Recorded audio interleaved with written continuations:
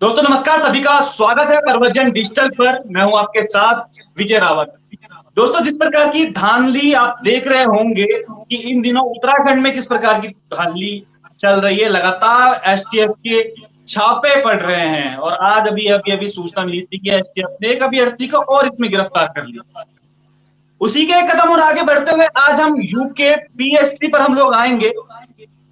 और UK PSC पे आप ये देखिएगा किस प्रकार से एक महिला के साथ जो उत्तराखंड लोक सेवा आयोग है, जो उसके सचिव है, वो किस प्रकार से उससे बातें कर रहे हैं, किस प्रकार से वो डिमांड अपनी रख रहे हैं, सब कुछ आपको हम बताएंगे।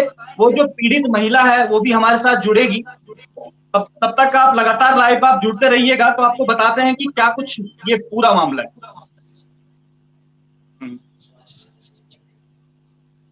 माफ कीजिएगा, जो लोक सेवा आयोग के जो सदस्य हैं जी, इससे पहले मैं आपको एक रिकॉर्डिंग आपको सुना देता हूं। उसके बाद वो जो पीड़ित जो महिला है उसको हम जोड़ेंगे साथ। आप ये रिकॉर्डिंग जरा आप सुनिएगा पहले।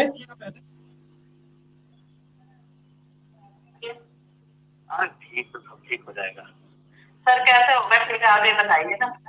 जब आप मैंने सुन 500 पोस्ट आ गई है, 507 पोस्ट।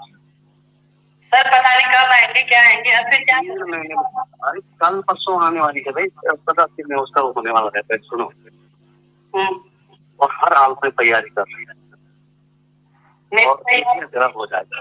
इतनी बेस्ट तरीके से मेरी तैयारी है ना सर। मैंने नेट क्वालिफाइड किया हुआ 5 साल का। पहले मेरी बात सुन ले, जो बात मैंने उस दिन कही तुझसे कि इसमें नहीं हो पाएगा, तुझे कर दूंगा यहाँ। और दूसरी बात सुन ले, तुम्हारे एलिजिनेशन में वो भी है, साइंस साइड में यूपीआर के एजीएफ की पोस्ट वो हमारे हाथ पे है ना। मेरे साइंस साइड नहीं है, ग्रेजुएशन सांख्यिकी की भी है। सांख्यिकी कॉमर्स भी है तेरी? नहीं है। नहीं, तो हर हालत में 10 दिन में विज्ञप्ति जारी होने वाली है और तुझे निकाल दूंगा। सर मुझे लिखित रूप में दो यार, मैं कैसे विश्वास करूँ आपका? आप मुझे लिखित रूप में दीजिए कि मैं करूंगा सिलेक्शन। अरे मिल के मैं बता रहा हूँ कर दूंगा, लिखित नहीं होता है इसका। तो कब फिर आप 10-12 दिन में एक विज्ञप्ति जारी होने वाली है लेक्चरर की, और 3 महीने के अंदर उसका सारा होना है। इसी सेशन में देना है। तो परेशान मत हो। 10 दिन में भी मैंने अरे नहीं आएगी तो 15 दिन में आएगी, कोई बात नहीं। हमारे पास पोस्ट आई गई, हमारे पास 500 पोस्ट आ गई है। 10 दिन में नहीं आएगी तो 15 दिन में आएगी, क्या फर्क पड़ता है उसका? आप मेरे को लिखित रूप में दीजिए फिर। लिखित रूप में विज्ञप्ति देते हैं क्या? विज्ञप्ति तो खुद अपनी लिखित होती है। इंटरव्यू में आप सिलेक्शन करेंगे जो पैनल किसी और पे पड़ गया था, किसी और पैनल में मेरा इंटरव्यू पड़ गया था। मैं कर दूंगा जा, कह दिया। ज्यादा परेशान मत हो सर प्लीज। और पोस्ट हो गया, अरे मैंने कह दिया अब ज्यादा से कभी मत करो। आप इधर सुनिए ना सर, जिन बच्चों को मैंने पढ़ा रखा पिछले 6 महीनों से, उनका सिलेक्शन हो रखा। जिनको एक ज्यादा बात करेंगे तो ज्यादा बात करने से कुछ होगा नहीं। जितनी बात समझ ली समझ नहीं करना। तो आप बीच में सुन ले, बीच में इससे बात करते रहना वो तुमसे। इसलिए बात करना है कि कहीं भी कहीं छूट ना जाए, फॉर्म भरना छूट ना जाए। फिर और पोस्ट भी बीच में आती है, वो बोले उसको बता देंगे बीच में। लेकिन तो लेक्चर की तैयारी कर, 2-3 महीने लगेंगे, इसमें हो जाएगा सर। ठीक है तो सर मैं तो आपने रिकॉर्डिंग सुनी है अभी, जिसमें जो लोक सेवा आयोग के ये सदस्य रह चुके हैं। और जब ये मामला चल रहा था उस समय सदस्य थे ये लोक सेवा आयोग के, और इनका नाम है, मैं आपको बता दूं, जयदेव सिंह साहब। इनका नाम जयदेव सिंह शाह है। और ये जो महिला है इससे किस तरीके से बात कर रहे हैं कि मैं तेरा साक्षात तो करवा दूंगा, वो मेरे हाथ में ही है सब कुछ, मेरे से एक बार तू मिल ले तू आके। तो ये तमाम ये बातें जो है वो सब चीजें इस रिकॉर्डिंग में है। अब वो जो महिला है उनको मैं, वो हमारे साथ जुड़ी हुई है, उनको मैं अपने साथ जोड़ता हूं। अब मुंह जवानी उनकी सुन लीजिए, जो पीड़ित महिला है उनका इस पर क्या कुछ कहना है।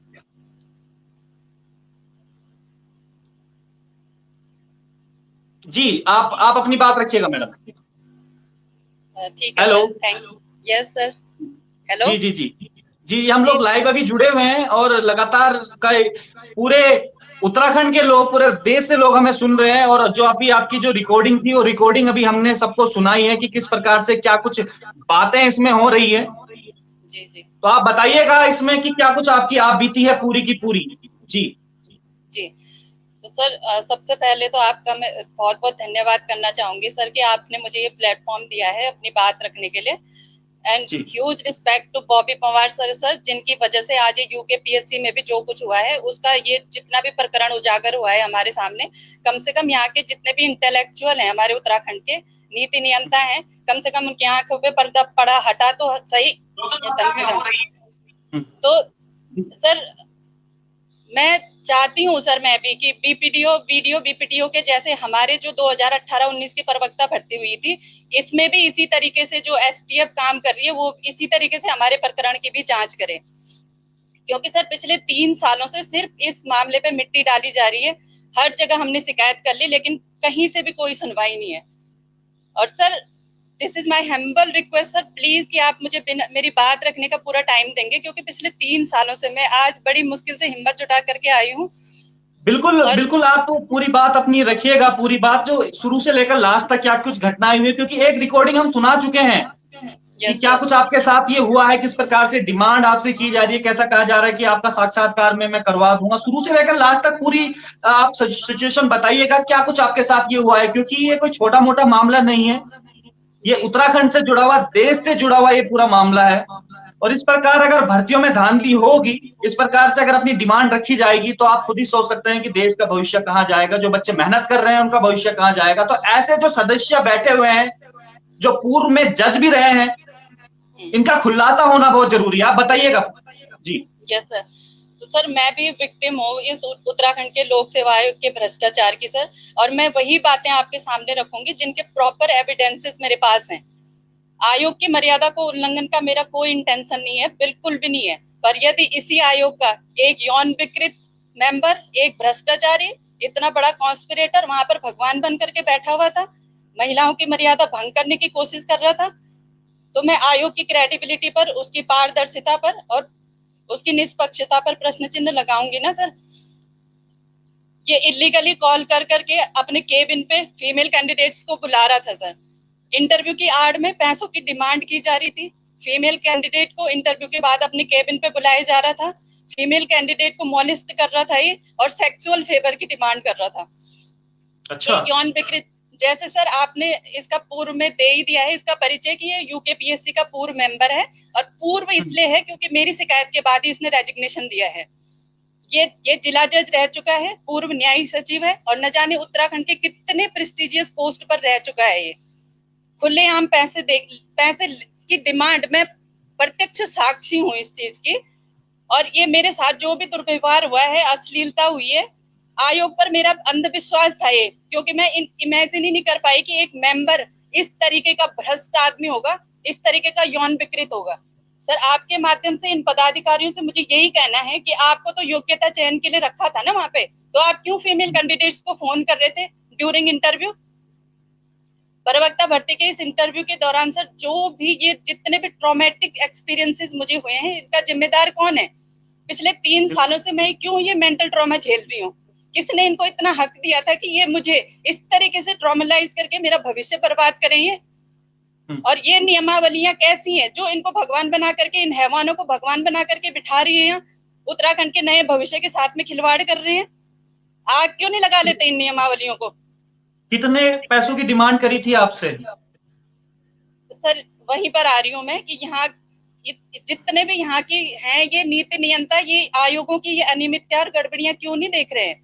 इंटरव्यू के नाम पर क्या भद्दा मजाक वहां पर चल रहा था, कोई सुध लेने वाला नहीं है। मैं टॉप कॉम्पिटिटर में से एक थी, मे बी 4th और 5th पोजीशन है मेरी ऑल उत्तराखंड फीमेल में, मेरे सब्जेक्ट में। और दो दो जगह मेरे इंटरव्यू थे, लेकिन मैं इसलिए नहीं रिजेक्ट किया गया मुझे कि मैं मतलब योग्य नहीं थी, इसलिए हुई मैं रिजेक्ट, क्योंकि मैं इसकी यौन विकृति की शिकार हुई थी। इस आदमी ने, अगर मैं 100% बोल रही हूँ कि अगर मेरिट बेस पे सिलेक्शन होता तो मेरा सिलेक्शन श्योर था ना सर, क्योंकि रिटर्न में मेरे बहुत अच्छे मार्क्स थे। बिल्कुल। इस आदमी ने, इसने जानबूझ करके मेरे दोनों इंटरव्यू, क्योंकि मैं हायर मार्क्स थे मेरे, तो मेरे 2 जगह इंटरव्यू थे, फीमेल कैडर में भी था और जनरल कैडर में भी था, तो इसने दोनों इंटरव्यू मेरे अपने ही पैनल पे रखे इसने।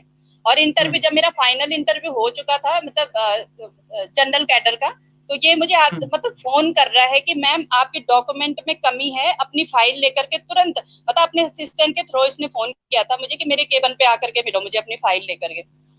तो मैंने इनको बोला सर मेरा वेरिफिकेशन हो चुका है, आप चेक कर लो एक बार। तो ये इसका असिस्टेंट बोलता है कि मैं नहीं जानता, आपको सर बुला रहे हैं, फिर रिजल्ट रुकेगा तो मुझे मत बोलना कि। और सर मैं तो इंटरव्यू के बाद में घर के लिए निकल गई थी, तो आयोग से मैं काफी आगे निकल गई थी, तो मैंने इनको बोला, मैंने कहा सर मैं तो, मुझे टाइम लगेगा आने में क्योंकि मैं घर के लिए निकल गई। तो ये बोलते हैं कि आयोग में अब वापस मत आओ, हम आपको 1 आध दिन में कॉल करते हैं, अभी औरों के भी डॉक्यूमेंट वगैरह चेक हो रहे हैं, फिर आप अपने डॉक्यूमेंट प्रॉपर रखिए, हम आपको 1 आध दिन में कॉल कर रहे हैं। तो फिर सर 2 दिन के बाद फिर मुझे कॉल आ रही है 8:15 बजे की सुबह कि तुरंत रिस्पना पुल पे मुझे 10 मिनट के अंदर अंदर मिलो अपनी फाइल लेकर के, तुम्हें आयोग में आने की जरूरत नहीं है, मुझे ही दे दो अपना सेट। अच्छा, वहां पर रिस्पना पुल में आपको एक बुलाया गया? बिल्कुल बिल्कुल सर। अभी मैं आपको बताऊंगी कि इंटरव्यू के दौरान कितनी क्या क्या बातें हुई है मेरे साथ में, और मेरी पूरी लोकेशन इंटरव्यू के दौरान ही पता कर ली गई थी। इसको पता था कि मुझे सिर्फ 10 मिनट लगेंगे मतलब रिस्पना पुल पहुंचने में। तो वहां पर बुलाकर एक पर्टिकुलर जगह पे नियर अराउंड रिस्पना पुल, ये बहुत ही बेशर्मी से ये पैसों की डिमांड करता है मेरे से, सीधे बोल रहा है कि डॉक्यूमेंट। तो जब मैंने इंटरव्यू में तुझे 70 बार हिंट दे दी थी तो तूने मेरे से कौन सर, मैंने, क्योंकि मेरी कोई इंटेंशन ऐसे थी नहीं, मुझे तो, क्योंकि इन्होंने पहले ही बोला था कि आपके डॉक्यूमेंट में कमी है, तो मुझे तो कुछ नहीं था ऐसे ना। तो जैसे ये पैसे बोलता है तो मैंने कहा सर मेरे पास पैसे नहीं है। तो ये बोलता है अच्छा कॉल हम कर रहे हैं, तुझे कॉल करने का मतलब पता नहीं है, ज्यादा ओवर स्मार्ट मत बन, तेरी औकात पैसे देने की नहीं है, तो चल फिजिकल फीवर करके मेरे साथ में। इतना सर, इतना मतलब, और टाइम मतलब बकायदा टाइम ड्यूरेशन दी गई कि 28 जून तक का टाइम है तेरे पास, जिस दिन हाँ बोलेगी रिजल्ट तेरे हाथ पे होगा। और सीधे बोल रहा है मिलकर के मुझे कि मुझे तो लगा कि तेरा चयन मतलब फीमेल कैडर में हो रखा होगा, इसीलिए तो मैंने तेरा इंटरव्यू ढंग से नहीं लिया, पर मैं नहीं चाहता कि, क्योंकि तुम बहुत ही अच्छी कैंडिडेट हो, मैं नहीं चाहता कि तेरा रिजेक्शन हो, इसलिए मैं तेरी मदद करना चाह रहा हूँ। और इस तरीके की मदद सर, कितनी हद मचा रखी थी इन लोगों ने वहां पे इंटरव्यू के दौरान। और उस टाइम पे सर मैं टोटली मेंटली पैरालाइज थी कि मेरी समझ में नहीं आ रहा था कि एक 65 साल का मेंबर इतना यौन विकृत भ्रष्ट कॉन्स्पिरेटर सर। अब मैं पता नहीं मैं कैसे बताऊं आपके सामने कि किस तरीके का मतलब अश्लील बिहेवियर इसने किया है मेरे साथ में। आप खुल के बताइएगा, ये लाइव हमारा चल रहा है, अभी खुल के बताइएगा जो जो पीड़ा आपके साथ हुई, खुल के बताइएगा, क्योंकि लोग समझते हैं। करीबन अभी 600 लोग के आसपास हमारे साथ जुड़े हुए हैं। आप खुल के अपनी बात रखिएगा, और आपकी जो बात है हम पूरे मंच तक आपको ले जाएंगे, और आखिर लड़ाई में परवतजन आपके साथ रहेगा। अपनी बात आप खुल के रखिएगा, डरने की कोई जरूरत नहीं है, आप खुल के अपनी बात रखिएगा जी। तो सर जो मेरा पहला इंटरव्यू था वो मेरा 20 मई को हुआ था 2019 को, और दूसरा इंटरव्यू ठीक 1 महीने के बाद 20 जून 2019 को।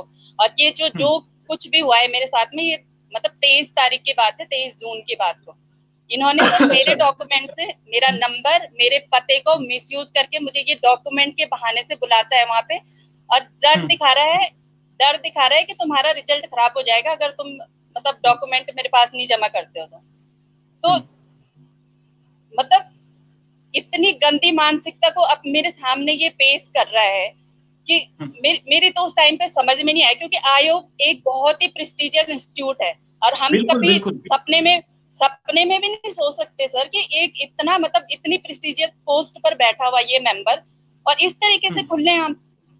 इस मेंबर के साथ में सर इसका असिस्टेंट भी था, जिसने ऑलरेडी इस जो रिकॉर्डिंग आपने सुनाई है पहले, इसमें इसने इसका नाम बोला हुआ है। मुझे तो इसका नाम भी पता नहीं था, लेकिन इस रिकॉर्डिंग के अनुसार मैं बोल सकती हूँ कि इसका नाम उत्तम सिंह था। और उत्तम सिंह बोला है नाम इसका, जो इसका असिस्टेंट होगा या कुछ पीए वगैरह जो होगा। बिल्कुल सर। तो इसका असिस्टेंट भी इसके साथ में पूरा, ये भी इस षड्यंत्र में पूरी तरीके से शामिल था। हालांकि इस आदमी ने मेरे साथ में कोई अश्लीलता नहीं की, लेकिन धमकियां दी हैं इसने मुझे। इनके साथ में जिस दिन ये मुझे रिस्पना पुल में मिले, इनके साथ में एक फीमेल भी थी, पिछले 3 सालों से मैं बोल रही हूँ कि लेकिन इस फीमेल का भी कुछ पता नहीं लगाया गया पुलिस के द्वारा कि ये थी कौन इनके साथ में। ये मेंबर जो है हमारे फोटो लगे हुए पूरे डॉक्यूमेंट के अपने बगल में दबा करके जा रहा था, पूरे शहर में घूम रहा था। इसको इतनी परमिशन किसने दी कि हमारे डॉक्यूमेंट लेकर के पूरे शहर में, क्योंकि मैं प्रत्यक्षदर्शी हूँ, क्योंकि उसने उन गट्ठर में से मेरा रोल नंबर देखा था, इसलिए मेरे सामने ये हुआ, तो मैं बोल सकती हूँ कि हमारी डॉक्यूमेंट थे वो। और सर आपके माध्यम से मुझे यही बताना है उत्तराखंड की जनता को कि वो यूकेपीएससी जो उत्तराखंड के लिए पूरे एडमिनिस्ट्रेटर तैयार कर रहा है, जुडिशियरी से लेकर तमाम क्षेत्रों में भविष्य तैयार कर रहा है उत्तराखंड का, वो यूकेपीएससी प्रवक्ता भर्ती के इंटरव्यू में किस तरीके के क्वेश्चन पूछता है मुझे कि आपका नाम क्या है। वाकई में शर्मनाक विषय है जो उत्तराखंड में जो इतनी तादाद में जो भर्तियां निकालते हैं और यहाँ के जो बच्चों के भविष्य तय जो करते हैं उस पर किस प्रकार से लोग बैठे हुए हैं। आप ये देखेगा जिनसे मैं बात कर रहे हैं, इनका नाम अभी हम नहीं दे सकते हैं, जिनसे हम बात कर रहे हैं, जो पीड़ित अभ्यर्थी जो बता रही हैं अपने आप को, ये टॉप वुमेन में है, टॉप वुमेन 4-5 रैंक है इनकी। उनके साथ ये हो रहा है कि पैसों की डिमांड की जा रही है या सेक्सुअल उनको हरासमेंट करने की इनको कोशिश की जा रही है। तो ये उत्तराखंड के अंदर हो रहा है। वाकई में ये बहुत बड़ा चौंकाने वाला विषय है और सरकार को संज्ञान जरूर लेना चाहिए। अच्छा, एक चीज और मैं आपसे जानना चाह रहा था इसमें कि अभी तक ये, क्योंकि मामला में देख रहा था कि इसको काफी टाइम हो गया, तो अभी तक आप मीडिया के सामने खुल के क्यों नहीं आए इस पूरे विषय में? सर एक तो इन्होंने पहले दिन से ही मुझे थ्रेटनिंग करना शुरू कर दिया था, क्योंकि जब पुलिस के कहने के बाद मैंने इनकी कॉल रिकॉर्ड की थी तो इसने सीधे, वो मेरे पास प्रूफ भी है जिसमें ये मुझे बोल रहा है कि अगर इस मामले में तूने मुंह खोला तो तेरे को रिस्ट्रिक्ट करवा दूंगा, तू आगे से आयोग के पेपर देना भूल जाएगी। तो बहुत मेरे फैमिली वाले पूरी तरीके से डरे हुए थे कि पता नहीं इस तरीके की मानसिकता वाले, जो कि मतलब जुडिशियरी से रिलेटेड होने के बावजूद इस तरीके का खुलना हम इस तरीके की धांधली कर रहे हैं, तो किस तरीके से मुझे मतलब थ्रेटन कर सकते हैं, मुझे नुकसान पहुंचा सकते हैं। तो मेरी फैमिली ने मुझे बिल्कुल मना किया था कि तुम, मतलब ये मामला ऑलरेडी हाई कोर्ट में भी है अभी, और मेरी फैमिली ने सिर्फ मुझे परमिशन दी थी कि तुम एज अ रिट पिटिशनर तुम हाई कोर्ट में जा लो, लेकिन क्योंकि बहुत सारी चीजें होती है सर, एज अ फीमेल भले ही हम 21वीं सदी में है लेकिन बहुत सारी रिस्ट्रिक्शंस अभी भी हैं हम लोगों के ऊपर। तो और सर आप लोगों को मतलब इतना यकीन नहीं आएगा कि इंटरव्यू के दौरान मेरे से पूछा जा रहा है कि अच्छा आपकी शादी हो गई है, आपके बच्चे हो गए हैं, अच्छा बच्चों की तरफ से फ्री हो गई हो, मतलब प्रॉपर मेरा जितनी डिटेल थी ड्यूरिंग इंटरव्यू इस लोक सेवा आयोग के अंदर पूछा जा रहा है कि उस फ्लाईओवर के तुम दाईं तरफ रहती हो या बाईं तरफ, एक पर्टिकुलर कॉलोनी का नाम लेकर के बोलता है कि वो कॉलोनी तुमसे कितनी दूर है, और अच्छा। और किस तरीके के क्वेश्चन की, चलिए अब मैं आपसे पूछता हूँ कि मतलब जो बगल में बैठे रहते हैं जो सब्जेक्ट एक्सपर्ट, उनको बोल रहा है कि अच्छा ये तो हमारी पड़ोसन है, अब मेरी पड़ोसन से तुम क्वेश्चन पूछो। अच्छा, अब मेरे को बोलता है कि इस तरीके की बातें हो रही हैं। साक्षात्कार में बोला गया मुझे कि नील आर्मस्ट्रांग की लव स्टोरी सुनाओ, तुम्हें इतनी फेमस लव स्टोरी नहीं पता क्या तरीका है सर इंटरव्यू लेने का, और इतनी तरीके की बकवास मेरे ड्यूरिंग माय इंटरव्यू ये सब कुछ हो रहा था। और मेरे को खुद मतलब इंटरव्यू के ही दौरान मेरे को बोला जा रहा था इस मेंबर के द्वारा कि ये कैंडिडेट इतनी कॉन्फिडेंट है कि औरों के तो पसीने छूटे हुए, मैं तो बहुत प्रभावित हूँ इससे। तो कोई लॉजिकल बात लगी आपको इस इंटरव्यू में? और इन्हीं सभी इलॉजिकल और नॉन सेंसिकल बातों के आधार पे सर मुझे मार्क्स दिए गए। किन आधारों पे मुझे सेलेक्ट और रिजेक्ट किया गया? और पहले ही दिन से सर मैं आयोग को बोल रही हूँ कि मुझे सारे जो सिलेक्टेड कैंडिडेट हैं उनकी वीडियोग्राफी दीजिए, हम अपने आप इवेल्युएट कर सकते हैं ना कि किस तरीके की बातें आप लोग हमसे पूछ रहे हैं। और शिकायत की बात सर, जिस दिन मेरा रिजल्ट आउट हुआ 11 जुलाई 2019 को, उसी दिन एसएसपी से मैंने अपॉइंटमेंट ले ली थी, लेकिन पुलिस ने भी इस पूरे मामले को इतना डिसेंसिटाइज किया है सर कि मैं देख रहा हूँ कि जो मेरे पास डॉक्यूमेंट आए हैं, आपने माननीय पुलिस महानिदेशक को भी ये डॉक्यूमेंट आपने सबमिट किए हैं। अगर दर्शक देख पा रहे हो तो मैं दर्शकों को दिखा दूं कि ये जो एक एप्लीकेशन है माननीय पुलिस महानिदेशक महोदय को ये एप्लीकेशन जा चुकी है। आप ये देखिएगा, ये ऑलरेडी एप्लीकेशन जो है वो सबमिट करा चुकी है।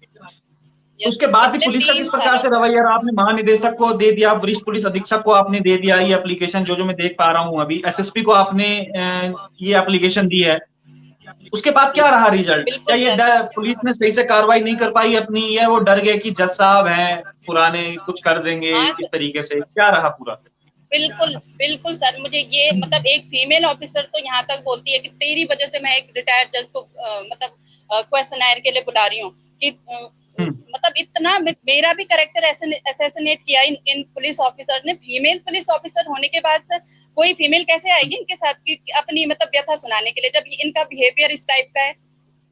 और मतलब खुद फीमेल ऑफिसर एक जो बहुत ही प्रेस्टिजियस पोस्ट पर है मेरे को बोल रही है कि इस मामले में पढ़ने की जरूरत नहीं है, तेरे को तो खड़े खड़े छील के रख देंगे। तो अपनी शिकायत सुनाना कोई गलत बात है? जो मेरे साथ जो कुछ भी हुआ क्यों छील के रख देंगे? इतनी क्या जंगल राज चल रहा है उत्तराखंड में?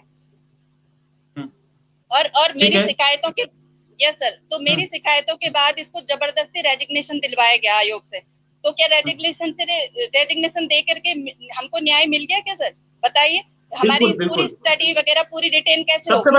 सबसे बड़ा सवाल भी यही उठता है कि अगर इतने पाक साफ थे जज साहब, तो क्यों रेजिग्नेशन जो आयोग द्वारा उनका रेजिग्नेशन दिलाया गया? सबसे बड़ा सवाल भी यही उठता है। ये पूरी सर ये पूरी नियमावली ही गलत थी, क्योंकि इसमें 100% सिलेक्शन सिर्फ इंटरव्यू के आधार पे था। तो ये भ्रष्टाचार की पराकाष्ठा नहीं दिखा रही थी। ग्रुप सी के लिए आप 3 एग्जाम की बात कर रहे हैं और लेक्चरर के लिए सिर्फ इंटरव्यू के आधार पे। जब मेरे 2 इंटरव्यू थे, कॉन्स्पिरेसी के तहत इसने मेरे दोनों इंटरव्यू अपने पास रखे और मेरा फीमेल कैडर में इसने रिजेक्शन किया था, और फिर मेरे जनरल कैडर में सीधे बोलता है कि मैं नहीं लेता तुम्हारा वो इंटरव्यू लेने के लिए सीधे मना कर देता है। लेकिन जब मैंने बार बार रिक्वेस्ट की तब तो मेरा इंटरव्यू लिया गया, और इंटरव्यू में किस तरीके के क्वेश्चन पूछे गए वो मैं आपको बता चुकी हूँ। तो सर इस घटिया नियमावली की वजह से और इन अविवेकशील मेंबर थे जो इनके स्वार्थ की वजह से जितने टॉपर थे इस एग्जाम के सब बाहर हुए हैं। एवरेज मार्क्स वाला जो कि अपने कोर सब्जेक्ट में भी अच्छा नहीं कर पाया उसको इन्होंने टॉपर बनाया। एक पैनल जो है फेलियर को टॉपर बना रहा है, दूसरा पैनल टॉपर को फेल कर रहा है। तो ये कहाँ है सर आपकी क्रेडिबिलिटी? और मेरे साथ जो कुछ भी हुआ है, ये अश्लीलता, ये मॉलेस्टेशन, मैं बोल रही हूँ 100% औरों के साथ में भी सेम चीजें हुई होगी। लेकिन इन्वेस्टिगेशन तो कीजिए आप। लेकिन 3 साल से कुछ नहीं किया गया। इस जो नंबर मैंने पुलिस को दिया, क्यों नहीं इसकी ऑडियो रिकॉर्डिंग की निकाली जा रही है? CDR नहीं निकाली जा रही। पुलिस बोल रही है मुझे कि इस पता नहीं क्या कर रहा होगा नंबर पे, कि इसकी CDR ही नहीं निकल रही। तो मैंने कहा मैम मेरी निकालो आप, मेरा नंबर तो आपके पास है ना, पूरी CDR निकालो कि किस तरीके से मुझे ड्यूरिंग इंटरव्यू 3-3, 4-4 बार कॉल कर रहे थे। क्यों ये फीमेल कैंडिडेट के कांटेक्ट में थे इंटरव्यू के दौरान, और जिन भर्तियों का नोटिफिकेशन तक नहीं निकला हुआ। ये इंटरव्यू में तकरीबन कितने लोग बैठे हुए थे जिस समय इंटरव्यू हुआ था आपका? सर 907 मेरे पैनल में 3 थे सर। तो मेरा हाँ बिल्कुल, ये चेयरपर्सन था और इसके अलावा जो 2 सब्जेक्ट एक्सपर्ट थे। तो जो जनरल मेरा फीमेल कैडर का पहले हो गया था 1 महीने पहले, उसमें भी सेम वही थे। उसमें एक फीमेल थी, तो शायद उस फीमेल की वजह से ये ज्यादा अश्लीलता पे नहीं उतरा था। लेकिन मैं 100% बोल रही हूँ, आप अगर आपके पास आयोग के पास प्रूफ है तो मेरी वीडियोग्राफी आप पब्लिक कर सकते हैं कि मेरा जनरल का जो इंटरव्यू हुआ था उसमें इतने नॉन सेंसिकल क्वेश्चन पूछे गए थे जिनका ना तो शिक्षा से कोई लेना देना, ना किसी आयोग से कोई लेना देना। मतलब अगर आप एक किसी अनपढ़ को वहां पे बिठा देते, वो इनसे ऑथेंटिक इंटरव्यू लेता। मैं बिल्कुल जिम्मेदारी के साथ में ये बोल रही हूँ। और आप खुद ही देख लीजिए इनकी जो रिकॉर्डिंग है, जिन भर्तियों का नोटिफिकेशन तक नहीं निकला हुआ, ये बोल रहा है कि ये फलाने पद मेरे हाथ में है। तो मैं बोलूंगी नहीं कि ये इंटरव्यू का भी 100% इसके हाथ में था और इसने अपने स्वार्थ के उसमें ही सारे सिलेक्शन दिए हैं। बिल्कुल आपकी कहने की बात बिल्कुल सही है, और हम आपके साथ हैं, डरिएगा मत ना। क्योंकि आप कह रहे थे कि घर वालों का प्रेशर था, एक महिला होने के नाते भी प्रेशर था आपके ऊपर, इस वजह से आवाज नहीं उठा पाई। तो आप ये देखिएगा किस प्रकार की चीजें ये उत्तराखंड में हो रही हैं। कभी हम देख रहे हैं वीडियो में लगातार लोग पकड़े जा रहे हैं, उसमें इतनी बड़ी धांधली हो रही है, और एक नया मामला, एक महिला के ऊपर इस प्रकार से मॉलिस्ट इसको किया जाता है। महिला को कहा जाता है कि भाई आपके साक्षात्कार में उल्टे सीधे सवाल पूछे जाते हैं। बिल्कुल सर, आयोग की डिमांड होती है और एक महिला खुल के सामने आ रही है और ये चीज बता रही है, तो वाकई में कुछ ना कुछ बात इसमें है, और सरकार को इस पे बिल्कुल ध्यान देना होगा जो पुलिस अपनी कार्रवाई नहीं कर रही है। और जज साहब से भी सवाल है, हम आपके पास भी आएंगे, आपको फोन भी करेंगे और आपसे आपका भी वर्जन हम लोग लेंगे कि ये पूरे घटनाक्रम के पीछे आखिर जो ये पीड़ित महिला अभ्यर्थी है, जो आप पर इल्जाम ये लगा रही है, इसके पीछे कितनी सच्चाई है। जो आपका रेजिग्नेशन जो आयोग के द्वारा किया गया, और रेजिग्नेशन क्यों किया गया, लगातार आप इस जो पीड़ित महिला है अभ्यर्थी, इसको लगातार आप फोन क्यों कर रहे थे, और जो ये रिकॉर्डिंग अभी आपको सुनाई है अभी, इसके ऊपर कितनी सच्चाई है, वो सारी की सारी बातें हम जरूर पूछेंगे और आयोग से भी हम ये इस चीज का स्पष्टीकरण लेंगे। जी जी आप। तो यस सर, तो इस जो ये 2018-19 की प्रवक्ता भर्ती थी, इसमें एक फीमेल कैडर के नाम का मिसयूज करके उनको उसके पते का मिसयूज करके रिजल्ट के बहाने से मॉलेस्ट किया गया। क्यों सर? मैं पूछना चाहती हूँ आयोग से कि हमारे फोटो लगे हुए डॉक्यूमेंट लेकर के कि अपने बगल में दबाकर पूरे शहर में घूम रहा था, तब कहाँ गया था आयोग का प्रोटोकॉल? आयोग की क्रेडिबिलिटी तब कोई मान्य नहीं रखती क्या? और सर जितनी भी रिकॉर्डिंग मैंने पुलिस के कहने के बाद की है, यानी 11 जुलाई जिस दिन मेरा रिजल्ट हुआ था उसी दिन मैं एसएसपी से मिली थी और पुलिस ने ही मुझे बोला था, क्योंकि ये नंबर जो मैंने इनको दिया था ये इनके असिस्टेंट का नंबर था, तो उन्होंने बोला कि ये इस असिस्टेंट के नंबर से ये मेंबर तुमसे कनेक्टेड है, इस बात को साबित करने के लिए ही मैंने इनकी रिकॉर्डिंग की थी। लेकिन वो भगवान का आशीर्वाद था सर मेरे साथ में कि मेरी रिकॉर्डिंग में इन्होंने सब कुछ उगला हुआ है, अपना काला चिट्ठा, कि किस तरीके से इन्होंने मुझे बुलाया है डॉक्यूमेंट के बहाने से। और क्यों बुलाया? सीधी सी बात है ना सर, वो तो बोलेगा नहीं ना, मैं बोलूंगी आपको कि मेरे से पैसों की डिमांड की गई और फिर बोलता है कि तेरी औकात नहीं है पैसे देने की, मेरे साथ में फिजिकल फेवर कर।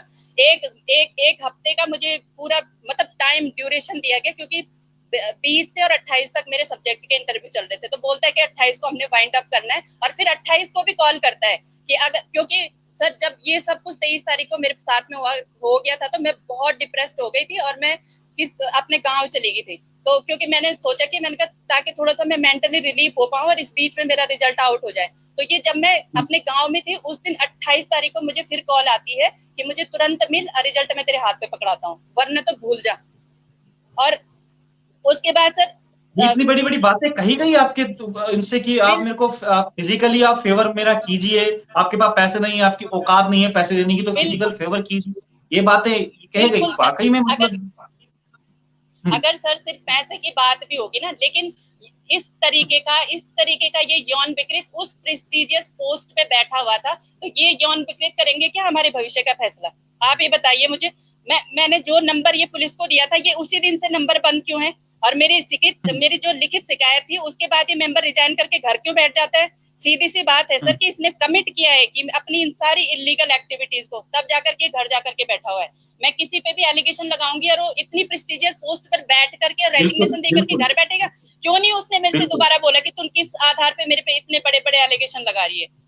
तो बिल्कुल उत्तराखंड गवर्नमेंट को बिल्कुल सोचना पड़ेगा सर, पिछले 3 सालों से आप इस मामले पे मिट्टी डाल रहे हैं, तो एक भी ऐसा डिपार्टमेंट नहीं है जहां मैंने अपनी लिखित शिकायत खुद अपने हाथ से लिख करके, मैंने इतनी जगह अपनी शिकायत लिखी है, महिला आयोग से लेकर के पीएमओ से लेकर के जितने पुलिस के जितने ऑफिसर्स हैं सबके पास। और गवर्नमेंट को क्यों नहीं सोचती, गवर्नमेंट की जिन ब्रेन पावर की उत्तराखंड को जरूरत है वो हाई कोर्ट के चक्कर लगा रहा है। सारी परीक्षाएं उत्तराखंड की बिना हाई कोर्ट के अपने अंजाम तक नहीं पहुंच रही है। यूथ इतना फ्रस्ट्रेट होकर के अपनी पढ़ाई कर रहा है, आप लोगों को क्यों नहीं दिखता ये सब है? और इन लोगों की जांच नहीं होनी चाहिए थी कि जो यूकेपीएससी की साख पर इतना बड़ा बट्टा लगा रहे हैं? अंत में बिल्कुल सही आपने कहा है। और ये सारी घटनाएं वाकई में हमारे लिए भी बहुत बड़ी चौंकाने वाली है। उस देव भूमि उत्तराखंड में ये घटनाएं हो रही हैं और ऐसे पदों पर ये घटनाएं हो रही हैं कि जहां पर ये लोक सेवा आयोग के जो सचिव जो सदस्य हैं, माफ कीजिएगा सचिव निकल जा रहा है मुंह से बार बार, जो लोक सेवा आयोग के जो सदस्य हैं जिनका नाम जयदेव सिंह शाह है, वो एक डिमांड कर रहे हैं कि आप मेरे साथ फिजिकली फेवर कीजिए, आपकी औकात नहीं है पैसे देने की, और ये सब कुछ उस आयोग में हो रहा है। वाकई में बहुत बड़ी चौंकाने वाली बात है, पूरे शर्मसार करने वाली बात है पूरे उत्तराखंड की। जी नहीं, इसलिए थोड़ी ना हमने मेहनत करी हुई कि इनको हम पैसे दें और तब जाकर के हमें जॉब दे। इतना इनका वो था सर, ये अगर गवर्नमेंट पे इसको रेजिग्नेशन दे करके अपनी उससे पल्ला तो नहीं झाड़ सकती ना। अगर मैं योग्य नहीं थी, ठीक है मैं योग्य नहीं हूँ, मैं यूजीसी नेट को पास करके बैठी हुई हूँ, लेकिन मैं फिर भी योग्य नहीं हूँ, ठीक है मैं मानती हूँ, तो रिजेक्ट करते ना सीधे सीधे। साइकोलॉजिकली इतना टर्बुलेटेड क्यों किया गया मुझे पिछले 3 सालों से? इतना बड़ा मेंटल ट्रॉमा। अरे तुम्हें जिस चीज के लिए अपॉइंट किया गया है वो काम करो, क्यों आप कांटेक्ट करने किसी फीमेल कैडेट से? और इतने जो मेरा इतना माइक्रो सेकंड जो मेरी पढ़ाई के लिए था सर, ये पुलिस के पास लगी मैं पिछले 3 सालों से 7 बार मेरे बयान लिखवा गए हैं। हर बार हर ऑफिसर बोलता है, वो फाइल फॉरवर्ड नहीं करते, वो हर बार हर ऑफिसर को जांच देते हैं, हर बार मेरा नया बयान लिखवाते हैं। और एक छोटी सी जानकारी देने के लिए भी इनको मैंने पूरा बता रखा है कि मेरी फैमिली कंडीशन क्या है, लेकिन फिर भी 3 घंटे तक मुझे बिठाया गया छोटी सी जानकारी देने के लिए। और अपने हाथों से लिखे हुए मैंने लेटर एक एक करके राज्यपाल से लेकर के उत्तराखंड के हर डिपार्टमेंट को पहुंचा रखे हैं। सबको पता है सब चीज के बारे में। तो कौन हिसाब देगा सर मेरे आंसुओं का? आप ये बताइए मुझे। अगर मैं योग्य नहीं थी तो रिजेक्ट करते ना सीधे। किसने तुम्हें इतना हक दिया मेरी लाइफ को इतना टर्बुलेट करने के लिए? रिजेक्ट करते। बिल्कुल, आप घबराइए मत, पूरा उत्तराखंड का युवा आपके साथ है, पूरे उत्तराखंड के लोग आपके साथ है, जितने भी लोग देख रहे हैं सबके सब लोग आपके साथ है। चाहे वो गुनाह किसी ने भी किया हो, कितने बड़े ओहदे पर वो व्यक्ति बैठा हो, चाहे वो जज हो, चाहे उससे भी बड़ी कोई पोस्ट पर हो, पूरा उत्तराखंड आपके साथ है। आप घबराइएगा मत बिल्कुल भी। आप लगातार आपको लोग देख रहे हैं और लगातार लोग आपके सपोर्ट में भी हैं। और इस मामले की हम तह तक जाएंगे, क्योंकि ये खाली मामला एक पत्रकारिता तक सीमित नहीं है। ये मामला वाकई में देश और उत्तराखंड की अस्मिता से जुड़ा हुआ ये मामला है।